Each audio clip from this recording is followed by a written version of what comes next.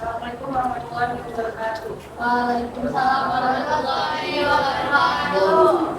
Jadi kami dari Kelompok 2 akan menjelaskan tentang PPT yang sudah kami buat. Sebelumnya perkenalkan nama saya Syifa Putri sebagai moderator.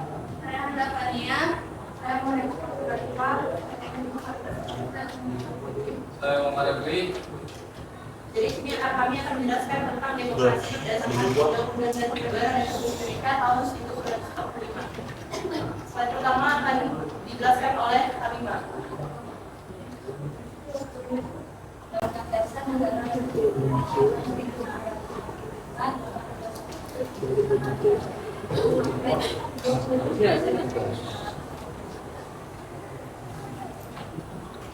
ketika sidang PKI demokrasi di Indonesia. Hal ini dapat diketahui dari jugaan Muhammad dengan usulan asas demokrasi kerakyatan dan Soekarno dengan usulan mufakat asas demokrasi dapat dasar negara Indonesia merdeka. Mereka memiliki keyakinan bahwa demokrasi tidak yang segala seperti itu, tetapi harus diwujudkan. Hari setelah Indonesia merdeka tahun 1845, Indonesia mengeluarkan Undang-Undang Dasar Negara Republik Indonesia tahun 1945 yang merupakan suatu konstitusi tertulis bernama penanda diterapkannya demokrasi nasional. Untuk menghadapi Undang-Undang Dasar disusun sesuai dengan situasi, kondisi, dan kebutuhan sendiri. Badan Konstitusi Nasional Indonesia kemudian menentukan terkait seluruh Undang-Undang Dasar Negara Republik Indonesia.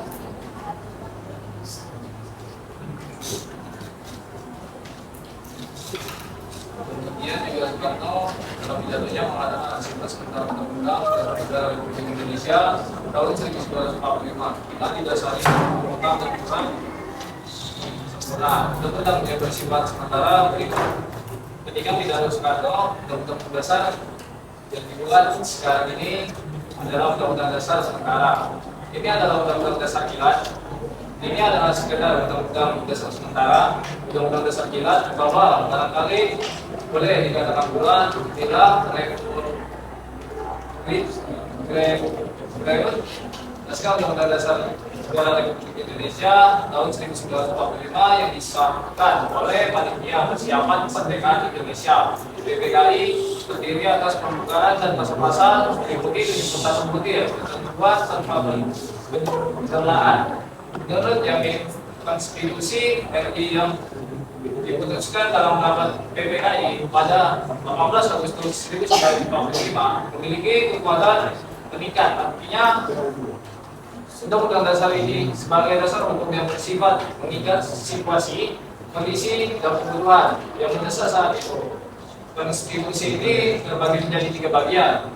Yang pertama, muka 5 konstitusi yang dinamai bagian pembuka. Yang kedua, batang tubuh konstitusi yang terdiri atas teks bab dalam 36 pasal. Yang ketiga, bagian penutup konstitusi yang terbagi atas bab pasal 37 tentang bagaimana undang-undang dasar antara peralihan dalam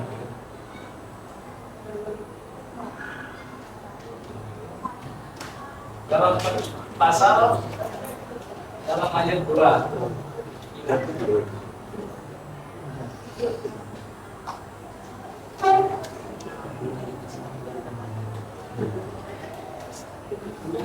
Undang-Undang Dasar Konstitusi Republik Indonesia Serikat berlaku di Indonesia dari tanggal 27 Desember tahun 1949 hingga 17 Agustus 1950 dan terus.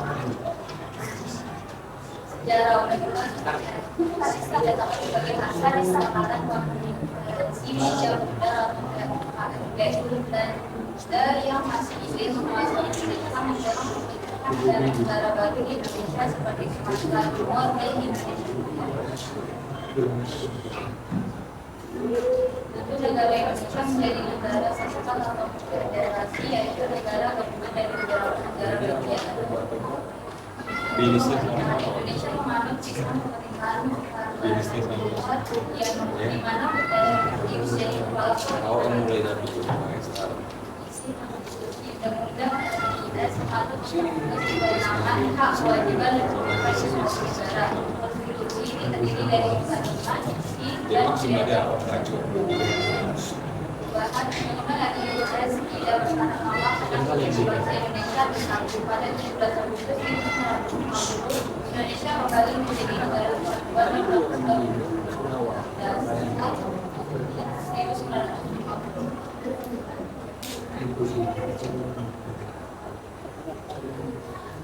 Selanjutnya akan dibacakan oleh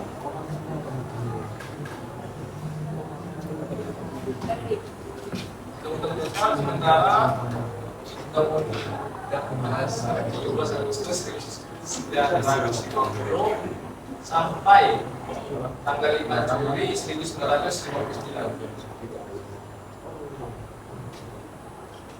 Undang-Undang Dasar sementara setelah pembentukan Republik Indonesia Serikat, berdasarkan perhatian di berbagai negara bagian seperti Jawa Timur dan Sunda semakin mengaut untuk kembali ke negara Kesatuan Republik Indonesia (NKRI). Pada tahun 1950, langkah ini mulai dilaksanakan diikuti dengan perubahan konstitusi dari ke Undang-Undang Dasar sementara 1950 yang bersifat sementara hingga terbentuknya Dewan Konstitusi untuk menyusun konstitusi baru. Selama periode Undang-Undang Dasar sementara 1950 terjadi ketidakstabilan politik karena tujuan dari pengertian kabinet antara 1950 sampai 1959. Hal ini mengakibatkan ketidakpuasan daerah karena pemerintah pusat lebih fokus pada pengertian kabinet dan konflik politik. Walaupun pemilu 1955 terlaksanakan dengan baik, Dewan Konstituente tidak berhasil mencapai konsensus dalam menyusun konstitusi baru. Hal ini mendorong Presiden Soekarno untuk mengeluarkan dekret Presiden tanggal 5 Juli 1959 yang membubarkan konstituente, memperlakukan kembali Undang-Undang Dasar 1945 dan membentuk MPRS serta DPAS.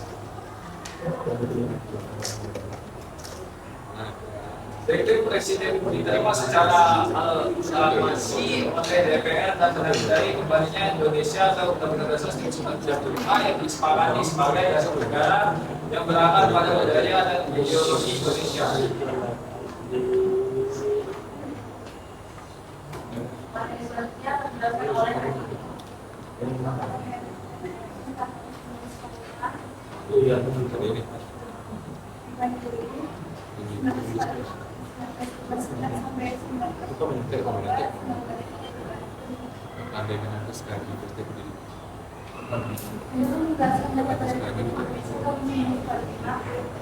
kembali berlaku pada 5 Juli 1999 dalam dekret Presiden yang dikeluarkan oleh Presiden Soekarno.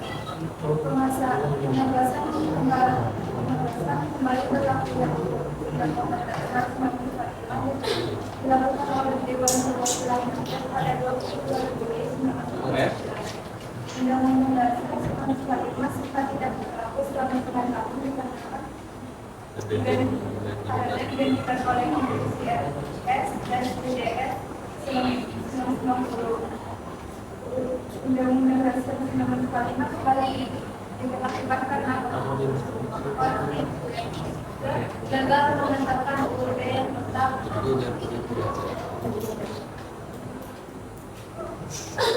Latar belakang perubahan undang-undang yang kita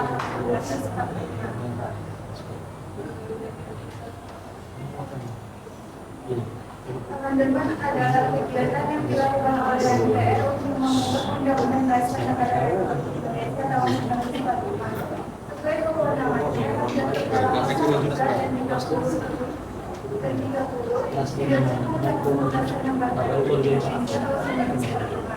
Perubahan di Konstitusi dilakukan agar Undang-Undang Dasar semakin berbentuk sesuai dengan prinsip negara demokrasi, yang tadi kita sadar mengikuti perkembangan zaman dan kehidupan kenegaraan yang demokrasi.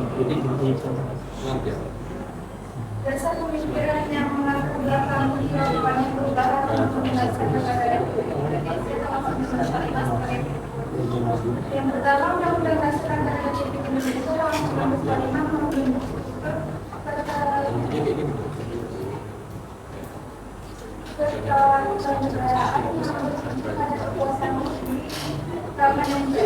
yang sepenuhnya melakukan kedaulatan rakyat yang mengakibatkan adanya saling mengawasi dan saling mengimbangi pada institusi kenegaraan. Undang-Undang Dasar Negara Republik Indonesia tahun 1945 memberikan kekuasaan yang sangat besar kepada pemenang pemegang kekuasaan eksekutif presiden. Saya Undang-Undang Dasar Negara Republik Indonesia tahun 1945 mengandung pasal-pasal yang ditafsir atau berbeda. Undang-Undang Dasar Negara Republik Indonesia tahun 1945 memberikan kewenangan yang sangat besar kepada presiden untuk mengatur penting dengan undang-undang. Undang-Undang Dasar Negara Republik Indonesia tahun 1945 tentang kehidupan yang demokratis, reformasi, pemberdayaan rakyat, penghormatan hak dan otonomi daerah Tiongkok dan ketentuan konstitusi.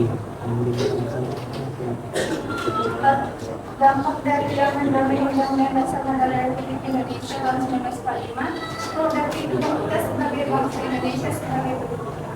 Perubahan dari negara yang sifat subjektif atau kedaulatan nasional negara yang pada objektif kedaulatan dilakukan untuk bagaimana. Hal ini dapat dilihat pada pasal 1 ayat 2 hasil amandemen. Jadi kemudian yang tinggi dapat dilihat pada pasal 1 ayat 2. Kita semua sebagai warga negara Indonesia tunduk dan pada hukum dasar, yaitu Undang-Undang Dasar Negara Republik Indonesia tahun 1945. Yang ketiga, merupakan fungsi lembaga negara dipertegas, tidak ada lagi lembaga tinggi negara.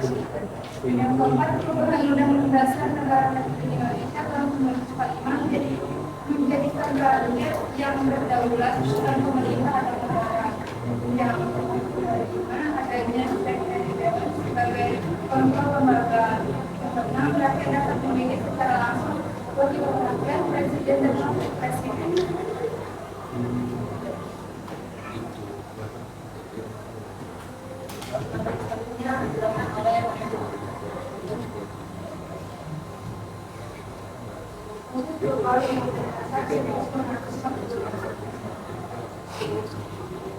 Proses perubahan Undang-Undang Dasar 1945 dilakukan melalui revisi yang telah diatur oleh Undang-Undang Dasar 1945. Itu adalah proses perubahan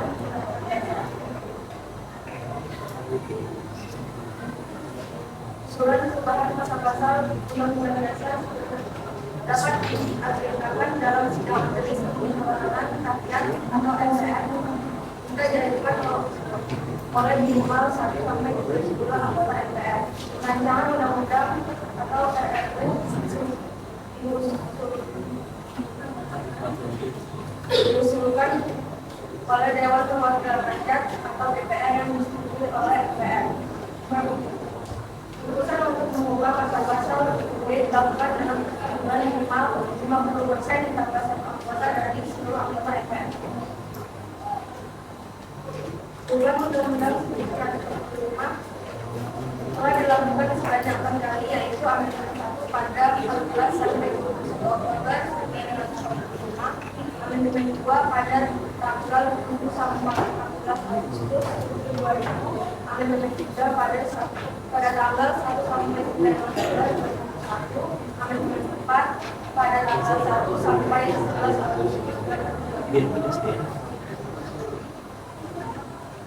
Selanjutnya dijelaskan oleh Anda. Jadi, hasil perubahan Undang-Undang Dasar Republik Indonesia tahun 1945. Yang pertama itu ada amandemen UUD yang HRI tahun 1945. Amandemen ini adalah tindakan penambahan atau perubahan yang diterapkan pada konstitusi suatu negara, dan perubahan ini harus menjadi bagian yang tak terpisahkan dari naskah konstitusi asli. Di Indonesia, amandemen dalam UUD 1945 dilakukan dengan berpedoman pada aturan dan kesepakatan dasar. Pertama itu ada hasil amandemen 1 pada tanggal 19 Oktober 1999. Amandemen pertama yang dihasilkan oleh pada sidang umum MPR dari 14 hingga 21 Oktober 1999 memiliki fokus utama dalam membatasi kekuasaan presiden yang anggap terlalu berlebihan. Dalam amandemen utama ini 9 pasal mengalami penyempurnaan, termasuk pasal 5, pasal 7, pasal 9, dan pasal 13. Amandemen ini cukup mencakup pergeseran kekuasaan dalam pembentukan undang-undang dasar dari presiden ke DPR, serta pembatasan masa jabatan presiden selama 5 tahun dengan 1 kali masa jabatan sekali. Kedua ada amandemen kedua 18 Agustus 2000. Amandemen kedua yang berlangsung dalam sidang tahun MPR pada 7 hingga 18 Agustus 2000 membawa perubahan terkait berbagai aspek seperti wewenang posisi pemerintahan daerah, peran dan fungsi DPR, serta penambahan mengenai hak asasi manusia. Amandemen ini mengatur lebih lanjut mengenai NKRI sebagai negara kepulauan, perluasan jaminan konstitusial, hak asasi manusia dalam sistem pertahanan dan keamanan negara, pemisahan struktur dan fungsi TNI dan Polri, serta pengaturan bendera bangsa, lambang negara dan marka kebangsaan. Dan yang ketiga, amandemen ketiga pada 10 November 2001. Amandemen ini ketiga berlangsung dalam sidang MPR dari tanggal 1 hingga 9 September 2001. Dalam amandemen ini terdapat 23 pasal perubahan atau tambahan dan 3 bab tambahan. Perubahan mendasar melibatkan geseran bahwa Indonesia adalah negara yang demokratis yang berdasarkan hukum konstitusional, restrukturasi dan perubahan wewenang MPR, pemilihan langsung presiden dan wakil presiden oleh rakyat, pembentukan dewan perwakilan daerah, pemilihan umum, perubahan di badan pemeriksa keuangan, dan pengaturan kewenangan dan proses pemilihan hakim agung, serta pembentukan mahkamah konstitusi dan komisi yudisial. Yang keempat ada amandemen 10 Agustus 2002.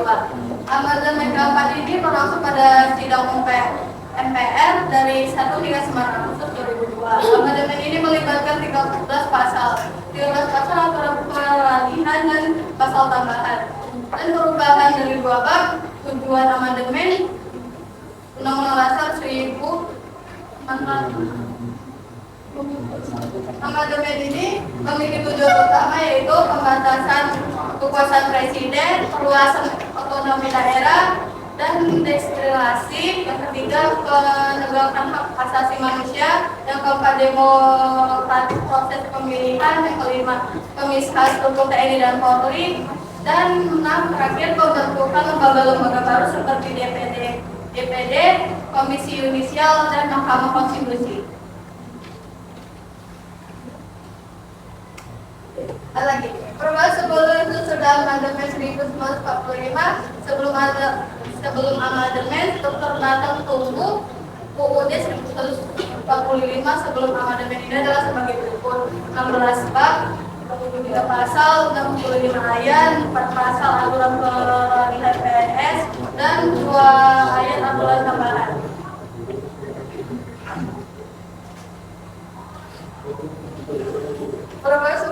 Sebelum amandemen dan sesudah amandemen UUD 1945. Sesudah amandemen, setelah amandemen 1945, istilah batang tunggu diganti menjadi pasal-pasal dan struktur konstitusi mengalami perubahan signifikan. Strukturnya sekarang adalah sebagai berikut.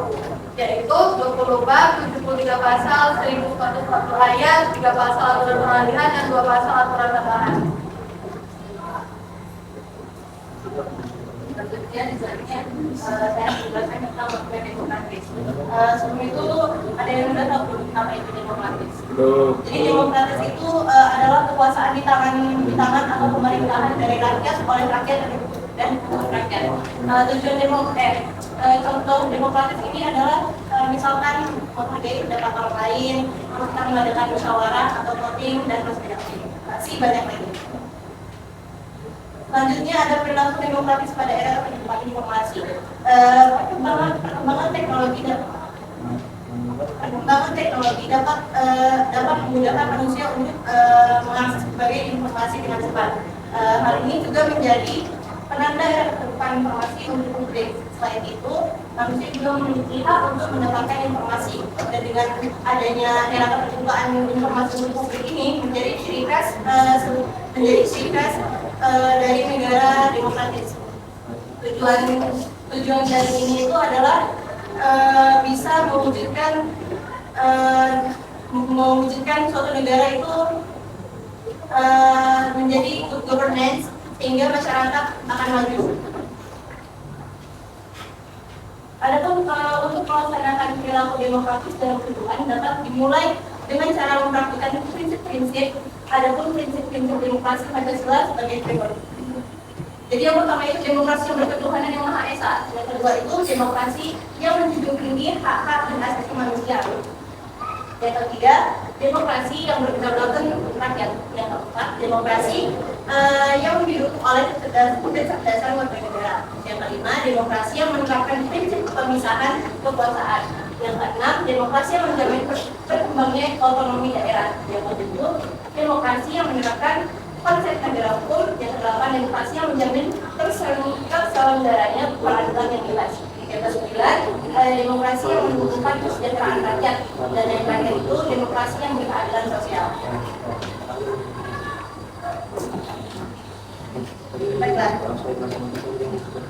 Baiklah, sekian dari presentasi kami. Apakah ada yang ingin bertanya?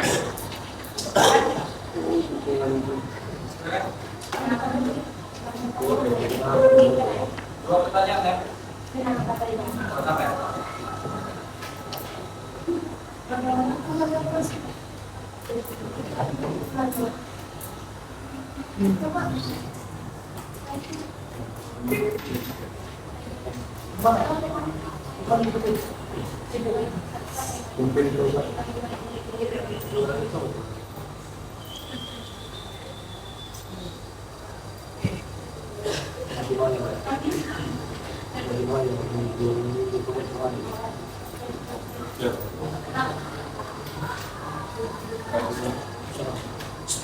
Siapa tadi yang mau nanya?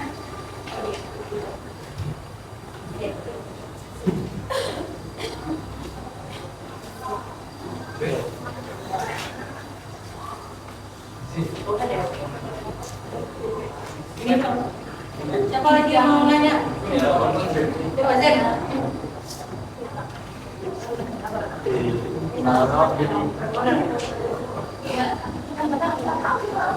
Siapa lagi?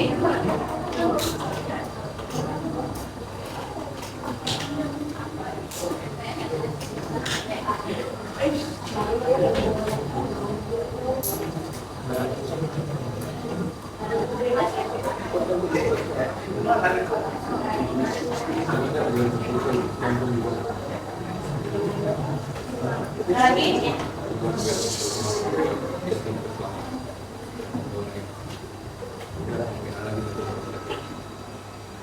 Ada lagi yang mau nanya? Ada. Lagi mau nanya? Ada. Oke. Baiklah, izinkan kami untuk berdiskusi sebentar ya, teman-teman.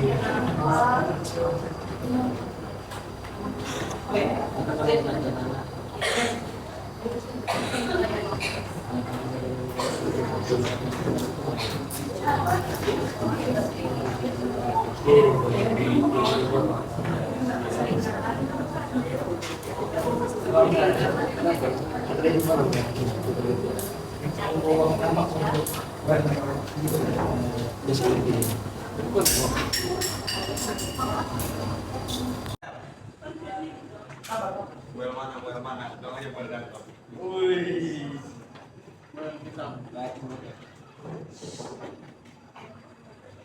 Jadi kami akan menjawab pertanyaan dari Audi, nanti ada dari Zain juga, ada dari Nadira juga. Jadi pertanyaan Audi sama Zain ini sama ya sebenarnya. Pertanyaan dari Audi itu jelaskan secara singkat peranan konstituante dalam pembentukan undang-undang dasar baru setelah UUDS 1950 dan serta alasan kegagalan mereka dalam menjalankan tugas tersebut. Kalau pertanyaan Zain, kenapa pemerintahan dianggap sistem yang gagal oleh Indonesia, sedangkan di negara lain seperti Maroko, Irak, Swiss, dan Amerika Serikat dianggap sistem yang lebih terstruktur dari rata-rata.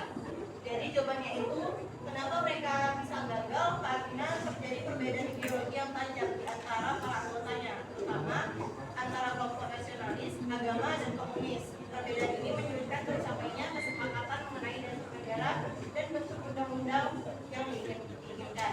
Akibatnya, pada tahun 1959, Presiden Soekarno mengeluarkan dekret Presiden 5 Juli 1959 yang membubarkan konstituante dan menetapkan kembali Undang-Undang Dasar 1945 sebagai dasar negara. Dekret ini dilakukan sebagai langkah untuk mengatasi kebuntuan dan mengembalikan stabilitas politik. Apakah sudah jelas Audi dan Zain? Terima kasih. Apa itu MPRS dan DPAS? MPRS itu Majelis Musyawarah Rakyat Utara, sedangkan DPAS itu Dewan